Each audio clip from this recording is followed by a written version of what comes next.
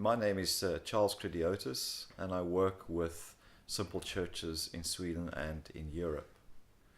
When I meet with people, they ask me, what is simple church?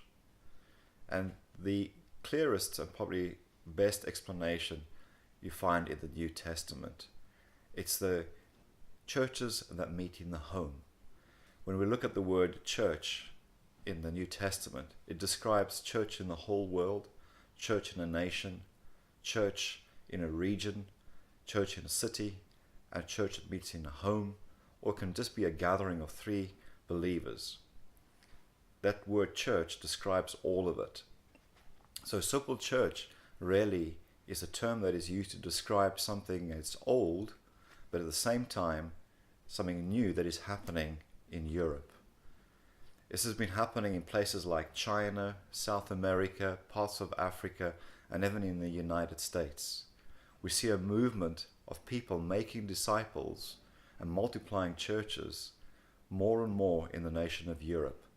We're seeing an increase of around about 23% growth every year among simple church people, and that the rate of new people coming to Christ is around about 25 to 30% of that figure.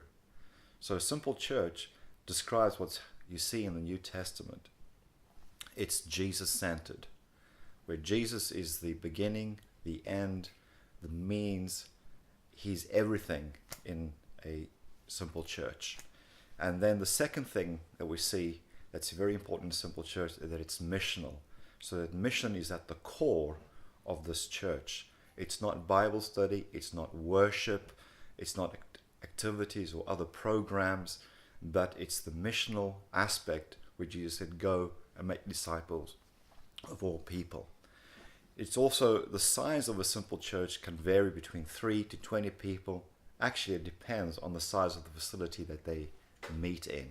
But the reason why it's small is that it functions like a spiritual family, and that everybody can contribute and have something to say when we meet together and eat together. You can also meet in any place. There's no such thing as a holy building. So wherever we meet can be in a house, in a cafe, a restaurant, a school building, wherever. The place is not important. It's just the people who are important. It's also relational, and by that we mean that the church is not built on programs and projects and activities. It's built on the people. The church is the people, and it's based on relationship, committed relationships to one another, not committed to programs, activities, and projects. Then it is also organic, and what we mean by organic is that it's a living organism. It develops out of its DNA, loving God, loving people, and going to people and making disciples. That's the basic DNA, but there's also other aspects of that, which is what the people themselves are interested in doing. Their gifts, their talents, and so on make up that organic church that they meet in.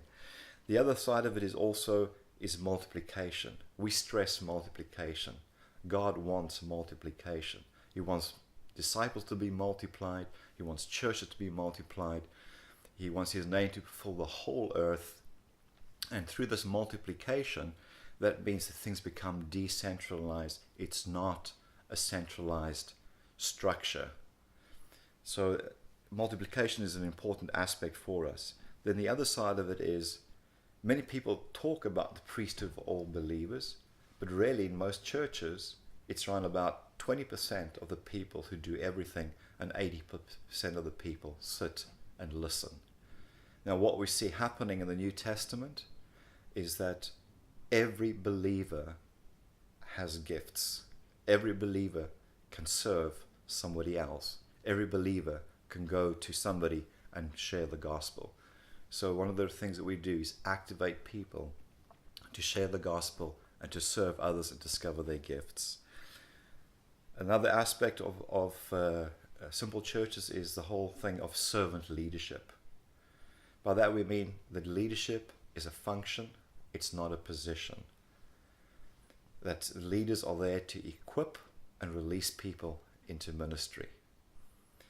Then the last thing that we look at in terms of simple churches is, although they are self-sufficient and self-sustaining and churches in their own right, they're also interdependent. By that we mean is they're not just isolated units in themselves, but they relate to other simple churches and other networks and to the whole church as a whole that is not in the simple church world.